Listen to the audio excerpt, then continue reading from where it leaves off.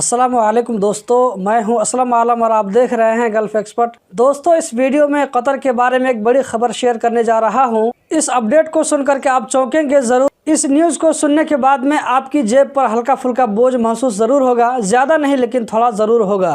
दोस्तों, अगर वीडियो पसंद आए तो इस वीडियो को लाइक करके अपने दोस्तों के साथ भी शेयर करें। हम चलते हैं इस वीडियो की जानिब। General authority of civil aviation, आप इसको आसान लैंग्वेज में कतर में हमद इंटरनेशनल एयरपोर्ट कह सकते हैं। तो हमद इंटरनेशनल एयरपोर्ट की तरफ से एक नोटिस दिया गया है। इस नोटिस या रूल के मुताबिक अगर आप ट्रैवल करते हुए कतर एयरपोर्ट को यूज़ करते हैं तो आपको नया फीस देना पड़ेगा। ये फीस नया तो नहीं है, इससे पहले भी ये फीस लागू था, लेकिन अब इस फीस में अमाउंट को कुछ ज़्यादा कर दिया गया है। तो पुरानी फीस कितनी थी और नई फीस कितनी होगी और ये रूल कब से लागू होगा, सब कुछ इस वीडियो में डिटेल से बताने वाला हूं। तो वीडियो को लास्ट तक ज़रूर देखें और इसी तरह की इन्फॉर्मेटिव वीडियो रोज़ाना देखते रहने के लिए चैनल को सब्सक्राइब कर लें। फीस की डिटेल कुछ इस तरह है। एयरपोर्ट डेवलपमेंट फीस 60 रियाल हर पैसेंजर की तरफ से। पुरानी फीस 40 रियाल, नई फीस 60 रियाल होगी। नंबर 2 में है पैसेंजर फैसिलिटीज फीस 60 रियाल।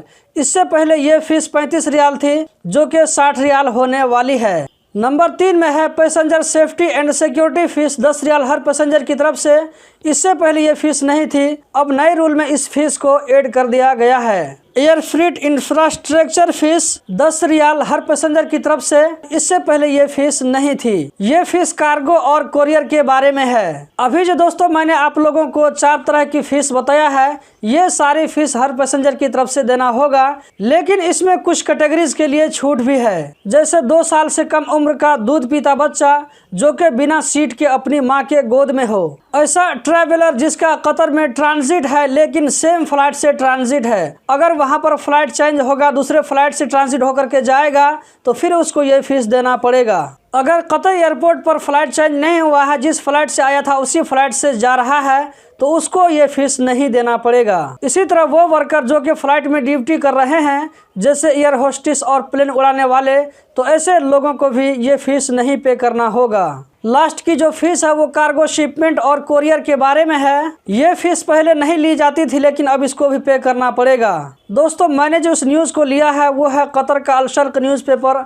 और अर्राया कतर, दोनों में सेम तरह की खबर छपी हुई है, आप भी जाकर के देख सकते हैं। और ये जो फीस का रूल है ये 1 अप्रैल 2022 रात 12 बजे से स्टार्ट होगा और ये रूल उन तमाम टिकटों पर लागू होगा जो कि 1 फरवरी से पहले या 1 फरवरी के बाद जो टिकट इशू होंगे। तो अभी आप में से जिन लोगों का टिकट बन चुका है जो कि 1 अप्रैल या उसके बाद है, तो ट्रैवल करने से पहले एक मरतबा आप उस एजेंसी में जाकर के ज़रूर कांटेक्ट करें जहां पर आपने टिकट लिया था। वहां जाकर के प्रोसेस मालूम कर लें कि कैसे करना होगा और क्या करना होगा, क्योंकि इस तरह की जो भी फीस ली जाती है तो वो टिकट के साथ ही ली जाती है। और जैसा कि बताया गया है कि ये रूल 1 फरवरी से लागू होगा, तो 1 फरवरी से पहले जो लोग ट्रैवल करेंगे तो उन लोगों को दिक्कत की बात नहीं होगी।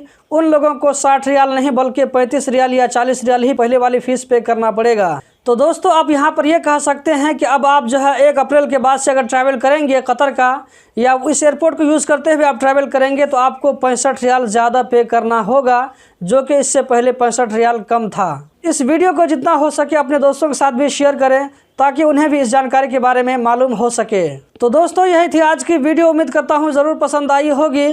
कतर के बारे में रोज़ाना इसी तरह की वीडियो देखते रहने के लिए चैनल को सब्सक्राइब करें, इस वीडियो को लाइक करें। वीडियो देखने का बहुत बहुत शुक्रिया।